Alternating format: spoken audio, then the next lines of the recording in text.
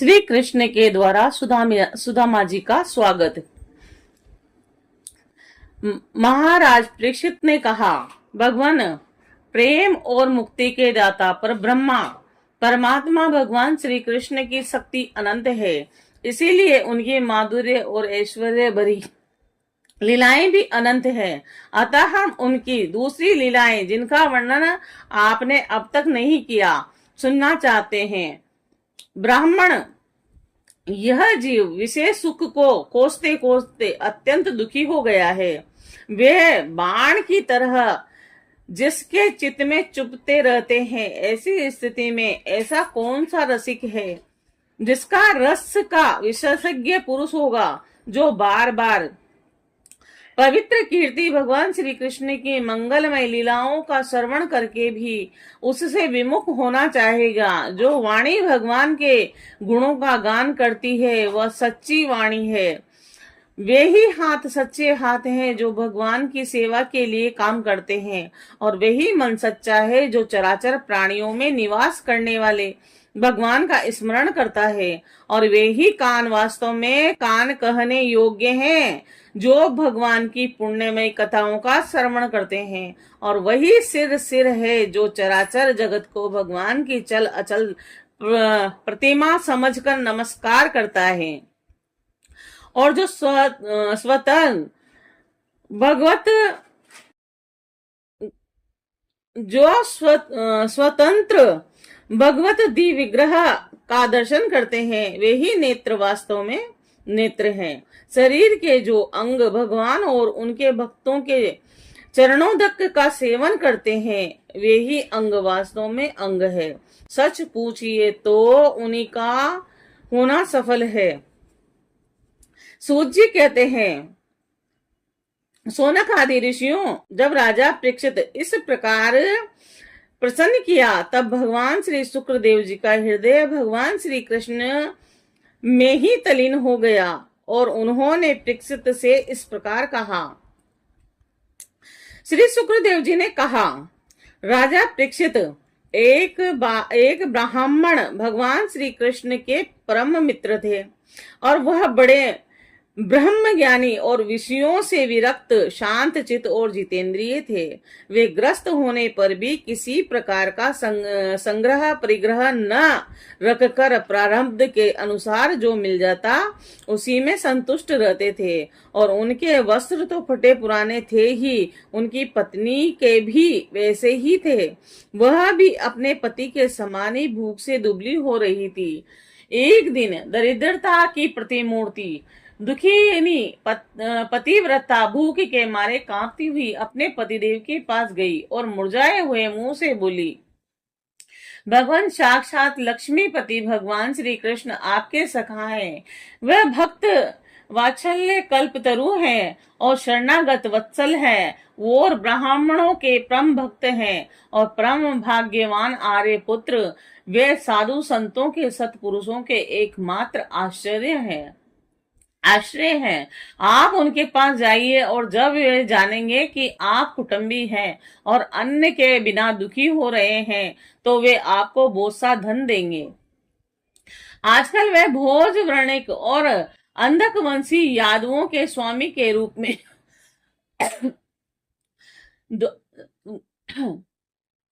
स्वामी के रूप में ही निवास कर रहे हैं, और इतने उद्दार हैं कि जो उनके चरण कमलों का स्मरण करते हैं, उन प्रेमी भक्तों को वे अपने आप तक का दान कर डालते हैं। ऐसी स्थिति में जगत गुरु भगवान श्री कृष्ण अपने भक्तों को यदि धन और विशेष सुख और अत्यंत वांछनीय नहीं है, तो इसमें आश्चर्य की कौन सी बात है। इस प्रकार जब उन ब्राह्मण देवता की पत्नी ने अपने पति देव से कई बार बड़ी नम्रता से प्रार्थना की, तब उन्होंने सोचा कि धन की तो कोई बात नहीं है, परंतु भगवान श्री कृष्ण का दर्शन हो जाएगा, और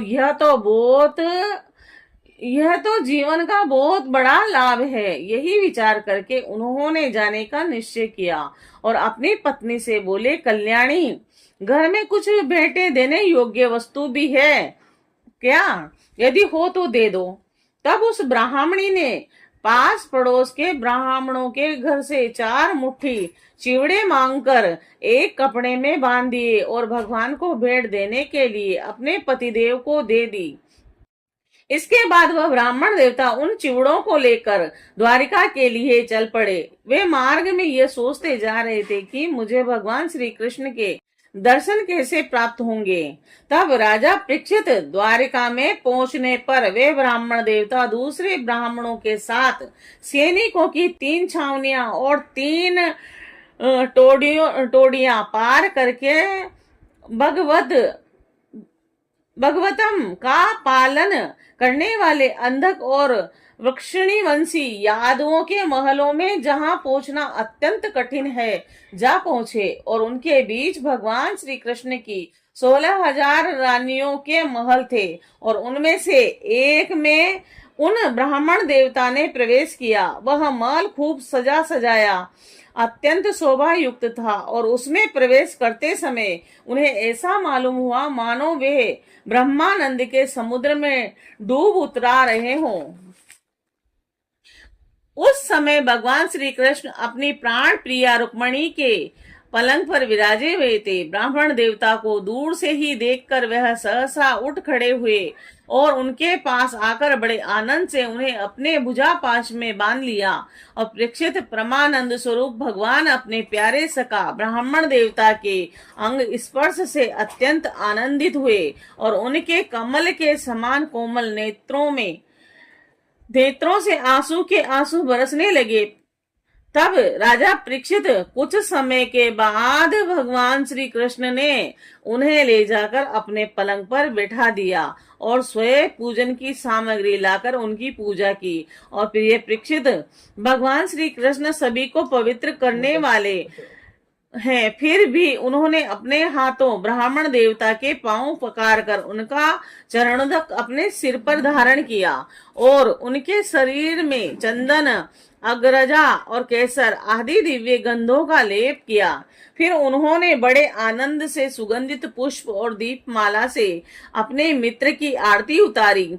इस प्रकार पूजा करके पान एवं गाय देकर मधुर वचनों से भले पधारे ऐसा कहकर उनका स्वागत किया। ब्राह्मण देवता फटे पुराने वस्त्र पहने हुए थे। शरीर अत्यंत मलिन और दुर्बल था। देह की सारी नसें दिखाई पड़ रही थी। स्वयं भगवती रुक्मणी जी चंवर ढुलाकर उनकी सेवा करने लगी। अंतपुर की स्त्रियां ये देखकर अत्यंत विस्मित हो गई कि पवित्र कीर्ति भगवान श्री कृष्ण अतिशय प्रेम से इस मेले कुचले अवधूत ब्राह्मण की पूजा कर रहे हैं। वे आपस में कहने लगी कि इस नंग धड़ंग निर्धन, दयनीय और निष्कुष्ट भिख मंगे ऐसा कौन सा पुण्य किया है जिससे त्रिलोकी की गुरु श्रीनिवास श्री कृष्ण स्वयं इनका आदर सत्कार कर रहे हैं। देखो तो सही, इन्होंने अपने पलंग पर सेवा करती हुई स्वयं लक्ष्मी रूपी रुक्मणी को छोड़कर वह इस ब्राह्मण को अपने बड़े भाई बलराम के साथ हृदय से लगाया है। प्रिय परीक्षित, भगवान श्री कृष्ण और वे ब्राह्मण दोनों एक दूसरे का हाथ पकड़कर अपने पूर्व जीवन की एवं उन आनंददायक घटनाओं का स्मरण और वर्णन करने लगे जो गुरुकुल में रहते समय सटीक हुई थी। तब भगवान श्री कृष्ण ने कहा कि धर्म के मर्मज्ञ ब्राह्मण देव, गुरु दक्षिणा लेकर जब आप गुरुकुल से लौट आए तब आपने अपने अनुरूप स्त्री से विवाह किया नहीं। मैं जानता हूं कि आपका चित्त गृहस्थी में रहने पर भी प्राय विषय भोगों में आसक्त नहीं है। विद्वान, यह मुझे मालूम है कि धन आदि में भी आपकी कोई प्रीति नहीं है। जगत में विरले ही लोग ऐसे होते हैं जो भगवान की माया से निर्मित विषय संबंधी वासनाओं का त्याग कर देते हैं और चित्त में विषयों की तनिक भी वासना न रहने पर भी मेरे समान केवल लोक शिक्षा के लिए क्रम करते रहते हैं। ब्राह्मण शिरोमणे, क्या आपको उस समय की बात याद है जब हम दोनों एक साथ गुरुकुल में निवास करते थे? सचमुच गुरुकुल में ही दी जातियों को अपने ज्ञातव्य और वस्तु का ज्ञान होता है और इसके द्वारा वह अज्ञानांधकार से पार हो जाते हैं।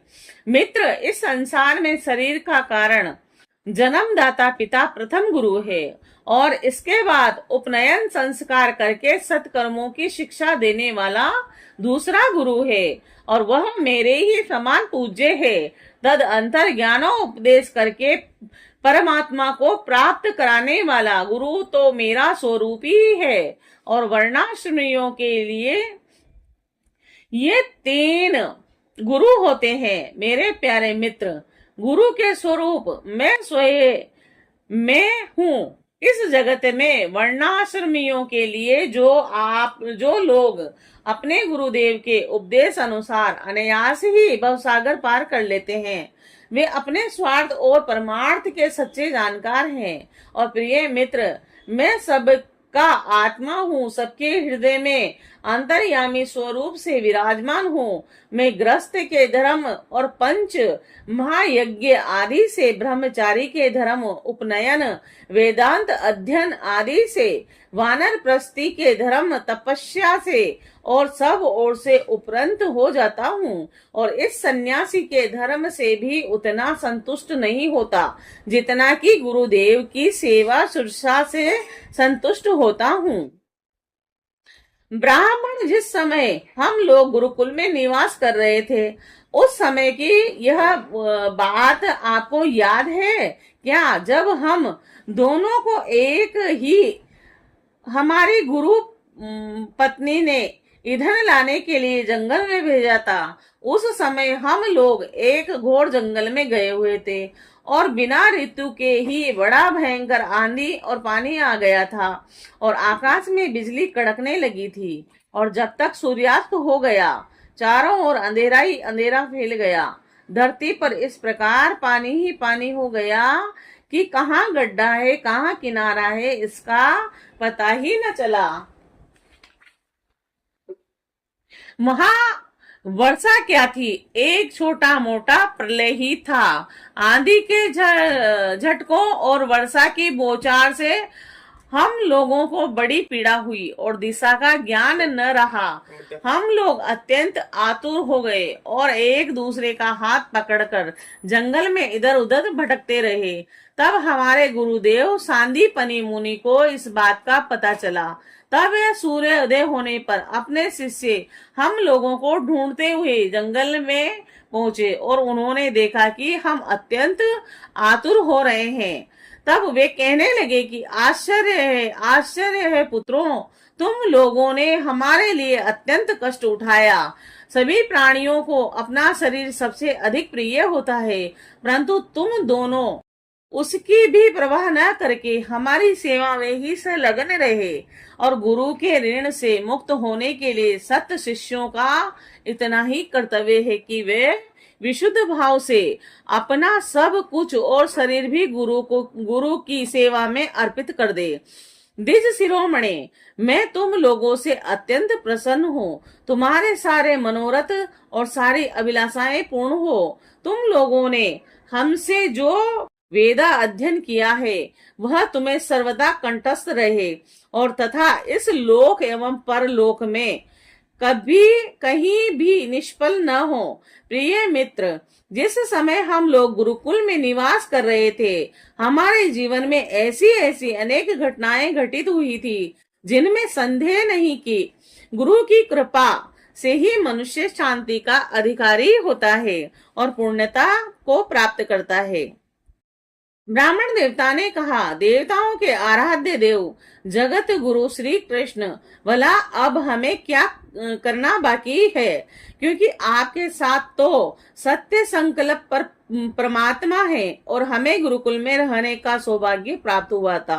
प्रभु छंदोमय वेद धर्म अर्थ काम मोक्ष और चतुर्विध पुरुषार्थ के लिए मूल स्रोत है और वे हैं कि आपके शरीर, और वही आप वेदा अध्ययन के लिए गुरुकुल में निवास करें। और यह मनुष्य लीला का अभिनय नहीं तो और क्या है।